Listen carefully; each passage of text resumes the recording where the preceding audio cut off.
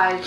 What's up, MPX addicts? Welcome to the MPX Rehab. I'm your host, the #certified Mark J. Williams, here with my co-host as always, the voice of the MPX addicts, Kyle Smith. And this week was MPX's "We're Addicted to the Pain," or "We're Addicted to Pain." I heard it both ways on the commentary. We're addicted to pain. Yeah, but this last week, it's was really interesting, I'd say, for some of the stories going on at MPX, I'd say. Yeah, well, it's something I didn't realize till probably Monday, when all the hype started for Revolver and MPX taking a week off. I was like, oh, this was technically the go-home show before The Purge. Is one of the biggest shows of the year. So I was like, oh, okay, yeah, so that explains a lot of the whole storyline influence in this show. Definitely. This was, Definitely. pretty much building up to The Purge. Yeah. Well, we'll start with the matches. The first match of the night was Red Chambers versus Brixton Shaw, which very much a bookend match. Right. I'd say right down to renewed. the So yeah, it was like right down to the finish. Oh yeah, it was great. It's great to see Brixton back, and I do enjoy his new music. The old one was great. The Starter Riot was amazing. Yeah. But this one fits him. I don't disagree at all. Actually, it is really good music and it does fit him. It's just, I don't know, something about the Starter Riot is just too good for me. But this match, you can definitely tell that this is a very different matchup than it was 2 years ago. Yes. When Red Chambers started as the trainer Red Chambers against Brixton Shaw. Brixton very much still a teacher in a lot of ways. Yes. Red being a rookie. Yeah, and obviously Red is no longer a rookie. Red is technically he grew into his name. He is a trainer. Yeah. So it's one of those things where you do see the difference in Red from when he first fought Brixton a couple of years ago till now. But Brixton still has the vet advantage and used it. So. Yeah, no, definitely. Brixton coming away with the win on this one. Then we had Devion Black coming in, taking on the Golden Boy, Caleb Riley. This one was a pretty good match. This was the best I've seen Caleb. Yeah. I enjoyed this, and people have said I'm too harsh on him. It's not that I'm harsh on him. It's to be the Golden Boy, to be that amateur wrestler kind of background. There wasn't a lot of amateur wrestling moves. There wasn't a lot of suplexes. There wasn't a lot of tossing. There wasn't a lot of submissions and groundwork and stuff like that. And also, it's the same problem that Noah had, that a lot of wrestlers when they first got have. The charisma and the playing to the crowd and facial expression and stuff like that. I think he's better at that than Noah was. Oh yeah, he is, because that's what I was about to get to. Is Caleb grew so much in the time we hadn't seen him until now. The charisma was there, the expressions was there, the moveset was a lot better. Best I thought Caleb looked. I always enjoy when Devion Black's there. Oh yeah. I think he's phenomenal. I wish we got him more. Yeah. And having Caleb get the win on this, which, granted, I don't know which camera angle they're using, but he hooked the tights. So I don't know. It looks a little bit like that. Although I don't know if that was planned or he messed up or what. But it was. I think that might have been it. But actually, what was really interesting was on the commentary, you actually find out Caleb Riley's got a wrestling background. Yes. And that actually makes the gear make a whole lot of sense, and just how good he is at the ground game. Yeah. And like I said, to me, this was the best he looked, and it's one of those that, it's seeing that rise and see them get better. That's what we always look for. That was one thing that always drove me nuts about Noah, is Noah was so good in the ring and had the facial expressions, but just playing to the crowd and being that super baby face, just for some reason, and was never there. That shyness, and sometimes, it's like that's... And that's the thing, though. He was getting there, and then we lost him. He moved. Yeah. And it's like, but... and obviously because they do look alike, they are getting compared a lot of Noah and Caleb, but Caleb's pretty good. It's just one of those things where it's like, depending on the angle they show and what they're actually going for, was he hooking the tights? Is this one of those slow kind of turns for Caleb and stuff like that? Because this is maybe his second win, maybe his first win. I don't remember. I know he's normally on the more losing streak. He beat Curry as well. Nope. Yeah. Stock match doesn't count. Yeah. Curry won that. No. Nope. Curry lost that match. Nope. Having Caleb, like I said, I thought this was the best he looked, and then having Devion out there to kind of help him and really make Caleb look good and credible, and with his new moveset, I liked it. Yeah, definitely. Then we also had something of a career match, I'd say, at least for right now, as the representative of the TWC, Day DeVille, took on DMG. Yeah, basically saying that it's like, DMG, you're too young to be in the ring. I'm going to show you exactly why, and then you're not going to be in the ring anymore. And people seem to agree with me when I said, it's like, I didn't know Kimbo Slice had a little brother. No, why would you say that? Dude he's got the body of it. He looks nothing like him other than the arms. It's the beard, too. No, but it's not. What matches did you watch? I loved Kimbo Slice. He was awesome. The first ever fucking hobo fighter that just shocked the world. It was great. But no, seeing, and that's the thing, like DMG, I thought this was perfect because you have DMG and Langley, who are the young students who are getting out there and doing a lot more, and it's like sometimes they're a lot better than the other guys that are out there. Yeah. So I thought it was perfect to have DMG be there and for Dave DeVille to be like, hey, you're too young, you're not good enough, blah, blah, blah. And DMG's one of the best ones. Like, it always shocks me how good DMG is when he's out there, you know? And then I was impressed with Day. This is the first time we've seen him wrestle. Yes. Dude has, the promos, which I did enjoy this week. I thought he did much better on the mic than we have previous weeks with him. I feel he's getting more comfortable. He very much is.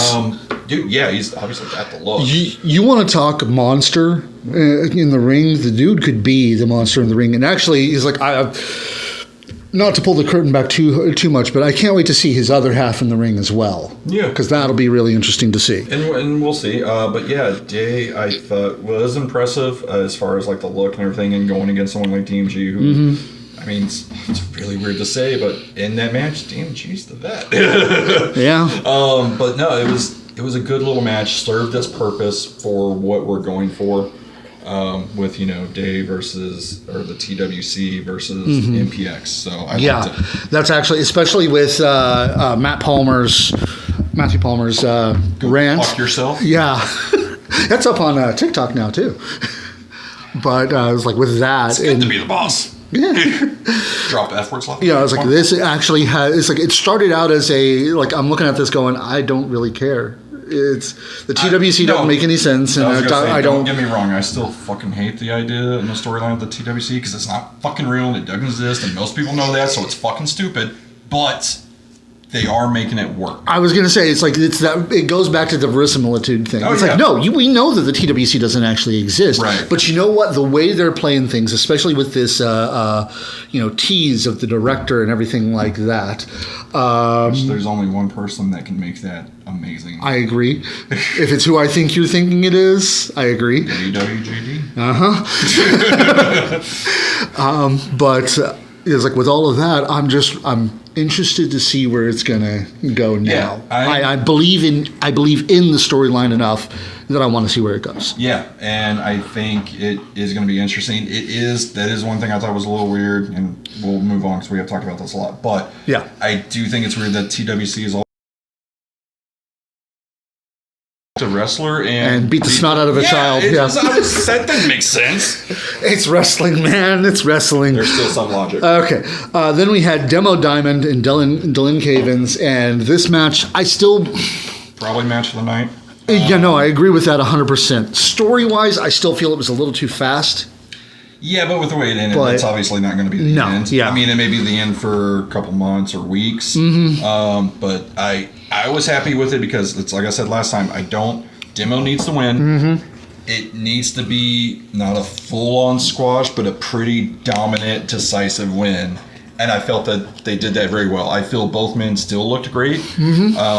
Demo obviously did look better because he did destroy Cavens at the end, put him through the door, everything like that, left him laying. We don't know the status of Cavens, stuff like that, and Demo stood tall. Again, I think Demo can take this heel run, do very well at it, and be the monster heel that we have not had in MPX for a while.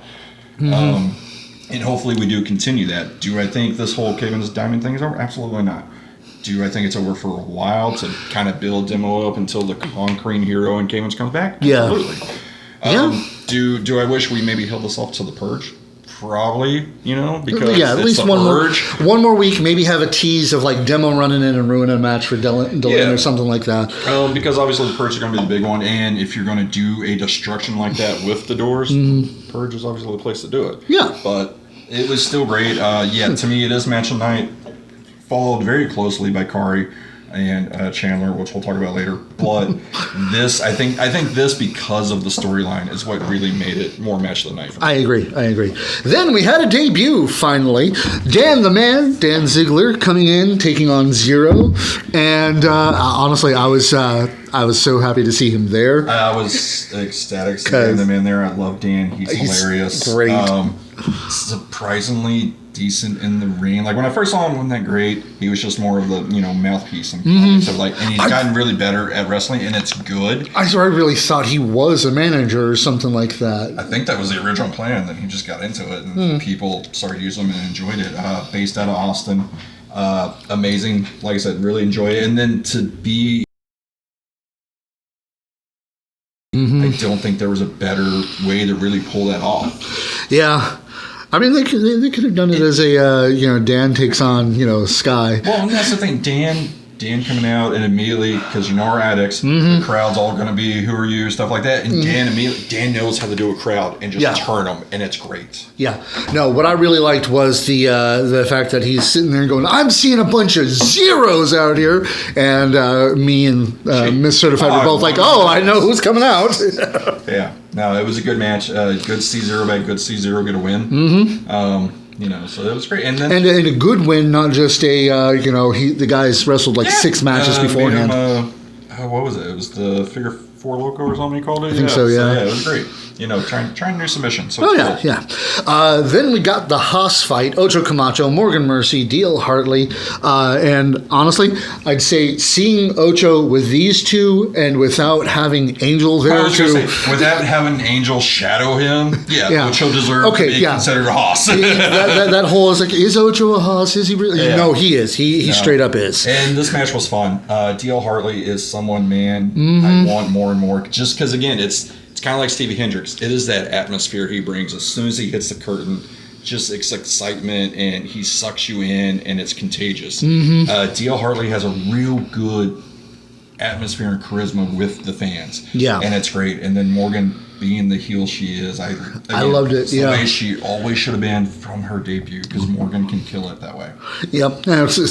She did kill it. She came away with the win. Yeah, and everything. Obviously teasing her match at the Purge by using the chair, because her match at the Purge was Chairly legal. Next week, Chairly legal. So I think that was great. Yep. Then we had that singles match you were talking about. Chandler Hopkins making his long-awaited return to MPX against Corey Wright.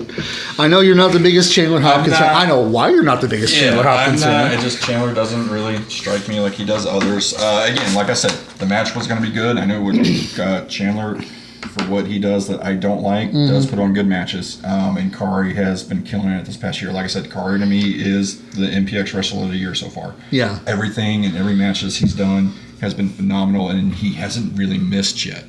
And him and Chandler was great. Now, of course, the outcome, despite my feelings towards Chandler, I don't understand why you have someone who's not going to come back for a really long time, if ever, defeat one of your champions, technically. And I know it's not the prospect, not online, he's already defended it, but he's still representing MPX as a champion. Yeah. So you're going to have him lose. It just didn't make sense. The thing Even is, if Corey would have cheated to win, that makes sense. It's just one of those things. It's like, if he didn't bring the belt out, I think I'd have forgotten that he's prospect champion by now. Because not only is like not just him not even teasing cashing it in or anything like that, they haven't even really said anything about it. Which is the whole point, though. It's like when Edge first had Money in Bank. You forgot about it because he was on a losing streak and they never mentioned it. Yes, he always carried it, but you always forgot about it. Then when he cashed in on Cena, because everyone forgot, that also made it really, that's what made the moment. I feel that's what we're trying to do with Kari, and I do enjoy that. I like the idea of forget about it, then all of a sudden, just randomly, music hits, cashes in, hopefully gets the win. Yeah. It's great. Maybe we'll get that at the Purge. Maybe. It is a definite moment that either one of those men who win is going to get it. I mean, there's also the whole thing of, it's like I know at other promotions, Corey Wright happens to be a client of a certain person already in the show. Yeah, no, separate. Anything that's going to be absolutely separate? Yeah. And it's also got to be separate just based off the faction we have here. Yeah. But then we had Polly Paparazzi coming out with Day again, and Day just singing his praises. And Polly, opens his mouth and says, I'll send an open challenge. And, well, this is where Athena comes out. And I almost felt bad for Polly. It was good, though. Polly looked very good in this match. He did. And Polly has looked good. That's why. Like, when Dave was singing the praise, I go, you know what? You're fucking right. Polly's killing it. That is absolutely true. I mean, he's built a character. He's got a following. Yeah. Which, for a guy who started as a side character to Michael Schaefer's, He's now a tag champ. It's wonderful. Yeah. But, yeah, it's like this match was pretty good. Athena won, which makes sense. And I get why, because of the move and the damage it does, stuff like that. But you can't have Athena win a match and not do the O-face. Why? That's one of her biggest things. Yeah. It's just, and I get, don't need it to be Polly, blah, blah, blah, but still, I feel like that's what a lot of fans and addicts come to see, is that move. Yeah. And let's be honest, as soon as they were announced, it was a packed house. A lot of that is probably because Athena is there because people want to see that move. Yeah. And I get it. It obviously does hurt to do it and stuff like that, and you got to choose when to do it. It just was one of those. It was a little disappointing, but again, Athena winning and then getting on the mic and doing exactly what Palmers do and dropping the F-bomb, which is great. This ain't a PG show no more. Nope. It hadn't been PG in a while. Yeah, that's true, but yeah. Then we had the main event, the tag team match, as Los Reyes took on Sky de la Cremosa and a chosen angry person from the back, which happened to be the Tommy Becker, which this team-up was weird. It was weird, but kind of worked. It did. And it was because it was set up because, Tony ran his mouth a little bit, and Isaac just happened to be right there. Yeah. And that was a very cool moment. And also, it's a feud I would like to see. Tony and Isaac going back and forth. Especially with what we saw on Facebook afterward. Yeah. Makes me a little suspicious of what's going to happen at the Purge. Tony, why? I think it's great. It's going to be cool. And, Los Reyes setting out what they're trying to do, and that's destroy all the MPX addicts' favorites. Who's more of a favorite than Sky and Tommy right now? Yeah. And to have that matchup, and again, like we've talked about it, the teams we've seen are kind of weird with Los Reyes because we've seen Dylan and Carlos, we've seen Marte and Carlos, and now we're seeing Marte and Dylan together, and they're all working very well together. It is. No, yeah, it's weird. Normally in factions like this, you get a team that works well with a certain tag and bring someone else in. It may not work as well. It seems all three of them are meshing very well, no matter what two you're putting out there. Yeah, this isn't along the lines of not that I'm saying it was a bad, but the Impact players of old. A little bit. Dave was great. Tommy's great. Ryan's great individually. But Ryan and Tommy was the team. They were amazing together. They had that chemistry. When you had Dave and Tommy, didn't really mesh that well. Now, Dave and Ryan, I thought was good. But yeah, it still didn't mesh as well as Ryan and Tommy. Yeah. And of course, Los Reyes coming out with the win because, Tatum Manning. Yeah. Well, Tatum's got set up for Sky in the Purge. Yep. But that was we're addicted to the pain, and it was, all in all, it was a good show. Yeah, it was. It was fun, and like I said, it was one of those I didn't realize until the next day or a couple days. I was like, oh yeah, it was good because it was our go home show for the Purge. Yeah, dear big shows, this is how you do a go home show to the big one. Prefer not to do it 2 weeks in advance, but there's circumstances. I mean, I was like, as a matter of fact, we'll talk about it now because Wrestling Revolver teaming up with MPX for Texas Toasted, and we're actually getting some MPX representation at this, other than just the ring. I was very happy because the whole point and the whole thing was like, why are we taking a week off? What are we getting out of this? Where are we getting out of this? And it wasn't until this week the poster got released and you see a lot of other MPX guys. Yes, they're like, okay, cool, this makes sense. And then they start announcing more of the card. And it's like, okay, this makes sense. And when you look at the card laid out, it really is a Texas versus the world, with the exception of one match that I see right now. It's literally Texas talent versus Revolver people or people not from Texas. So it's really great. Yeah, definitely. I mean, we've got Keith Lee versus Aaron Eagles. 2007? Yeah?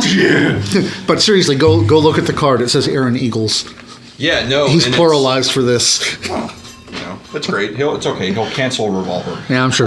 This is great. This is, God, one of Keith Lee's rare independent appearances. Mm-hmm. Like, special surprise re-debut at VIP, but didn't wrestle. He just was there and came out and talked to the crowd. And now it seems like he's going to start doing more independents, hopefully more in Texas. And it's great to have Keith Lee back. Definitely. Then to have him in Eagles. Yes, there is a history and a rivalry there. And now the roles are kind of reversed. You almost had me say Eagles. You said it one time. Eagle, at the time Keith Lee was coming up, was the vet and getting good and everything like that. Eagle's taking time off. Lee has now been steady for who knows how long. Vet, yeah. And now it's like roles are a little reversed. So this match is going to be really interesting, I think. I agree completely. Then we also have MPX versus Revolver, as Children of the Scorn will be taking on ABC, which is Chris Bay and Ace Austin. Yes, and this match will be really good. I agree. Most people, at least attic-wise, have seen Chris Bay a couple times here at MPX. Ace Austin, they may not know, Ace Austin is talented as fuck. I love Ace Austin. He's really cool. They're technically Bullet Club. I don't know what version of Bullet Club is. There are like 5 different versions now. Is that what ABC stands for? American Bullet Club? Something. I don't know. But this is going to be really good. Then we're going to have a no ropes fight pit with Speedball Mike Bailey taking on JD Griffey. Yep. Again, Texas. The King returns. Texas versus the world. Barry Brown's not on this. It's JD. Yeah, but no. Barry Brown's JD. King of Texas. He gets mad if I don't. Oh no, JD's going to be mad at us again? Oh no. No, JD will come at me. Everyone comes at you for shit I say. That is true. This match is going to be good because, again, it's a no-fight pit fight. It's going to be MMA, judo, jiu-jitsu based. It's going to be really cool. Yeah. This is going to be as much shoot fight as anything else, I think. Yes. Then we've got the first-time matchup. Shane Taylor will be taking on Rich Swann, which this is going to be good. It is. And, again, it's Texas, which Shane technically is from Ohio, but made his money and name in Texas. So I do consider Shane Taylor Texas. Shane versus Rick Swann is going to be amazing. And it's, first-time matchup for guys who have always been on the same shows and just have never really crossed paths. So. Then we're going to have the Wrestling Revolver Remix title match, as Alex Shelley will be... This match is probably yes, there's a lot good on here, and I love seeing the MPX guys. This match, I think, is the one I'm looking forward to the most, just because I'm a huge Alex Shelley fan. I think Alex Shelley is one of the most underrated wrestlers in the world. And going against Zachary Wentz, who is coming back finally after the whole NXT debacle and shit like that. Just re-debuted for Impact, getting his name back out there. This match is going to be really good. And again, like I said, Alex Shelley, I think, is very underrated and is just amazing. Now, there are other matches that were announced, sort of, but I didn't see cards for, like Texas Death Match between Sami Callihan and Ali Catch. Yes, that would be awesome, because I love Ali, and Sammy loves to kill people, so it's great. Yep. We're apparently going to be seeing a Monster Hunter versus a Murder Hawk, as Matthew Palmer will take on Lance Archer. And again, this is a great Texas homecoming for Lance. We haven't really seen Lance in the Texas area in a long, long time. Literally, I think as of right now, he's still in Japan coming back for this. So it's great to see. And then it's one of those where, him and Palmer have probably crossed paths before. Obviously, both very different right now. And it's going to be see how Palmer does. But we also had a couple of also appearings on the poster they're on the for poster, and they don't have a match. They're the only two on the poster that I didn't see have a match announced for them. And that's, of course, Kari Wright and Exodus Prime. And I'm just wondering, I'm kind of hoping they don't just put them against each other. They actually match them up against somebody else. That, or they get thrown in a scramble, which again, if they do, that's great, because I know from what I've seen in Exodus and Kari, they make themselves shine in scrambles. That was one thing I was super happy about with Kari at ACW when it was him, Izzy, and Ninja Mac. I was like, oh man, I really hope he gets to show out and shine, and it's not just Izzy and Ninja Mac throwing him around, he gets eliminated, blah, blah, blah. And no, Kari did very well, and it was great. It's one of those two, when I saw it before it was announced, and then you see the poster, and I saw Chris Bay and Ace Austin, I was like, just one night, I want Exodus and Kari reunite to form a tag team again, to go against ABC. That match would have been amazing. That match not that not that Children's Scorn's not going to be good against ABC, but man, there's something about Exodus and Kari versus ABC that just sounds amazing. Prime Flight versus ABC. Exactly. That would have been sick. But unfortunately, that's apparently not what we're getting. We'll see what we get. Yeah. On Saturday night, it's going to be on the Fight Network. If you can't make it there live, it's going to be at the Epic in Grand Prairie, the Grand and Epic Prairie. Yes. Sure, why not? But get your tickets for that. They are a little pricier, but it's Wrestling Revolver. You kind of got to expect that. Like you said, the card itself is amazing. Yes. Really I feel that the card is worth it. Alex Shelley, Keith Lee, Lance Hoy, and then a lot of our guys. And honestly, support local. You're supporting MPX. You really are, yeah. So either way, make sure you check that out. And of course, stay tuned because in a bit, we will be joined here for the Indie Spotlight by your Lord and Champion, the final boss, Exodus Prime. Keep it kayfabe, wrestling fans. See you all in a couple of minutes. Mark out. You know, this interview is like 2 years in the making with Exodus. Yeah, something like that. Trying to get this for yeah, I'm excited. Of course, it took your girlfriend actually being able to get it done. Oh,